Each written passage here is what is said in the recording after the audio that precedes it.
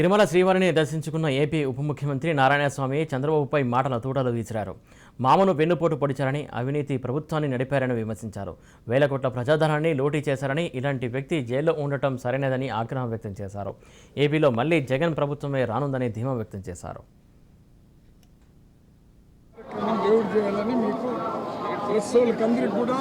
రాష్ట్ర వ్యాప్తంగా ఉండే పరిశోధనలకు కూడా నేను విజ్ఞప్తి చేస్తున్నా. మీకు మంచి 3 సెంట్లు ఇస్తూ ఉంటారు, 60% గవర్నమెంట్ భరిస్తుంది.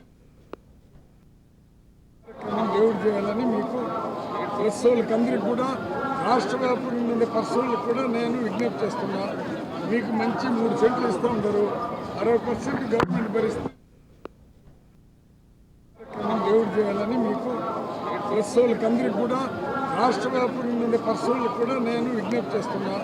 మీకు మంచి 3 సెంట్లు ఇస్తూ ఉంటారు, 60% గవర్నమెంట్ భరిస్తుంది. దేవుడు చేయాలని మీకు పరిశోధనకందరికీ కూడా రాష్ట్ర వ్యాప్తంగా ఉండే పరిశోధనలకు కూడా నేను విజ్ఞప్తి చేస్తున్నా. మీకు మంచి 3 సెంట్లు ఇస్తూ ఉంటారు, 60% గవర్నమెంట్ భరిస్తుంది.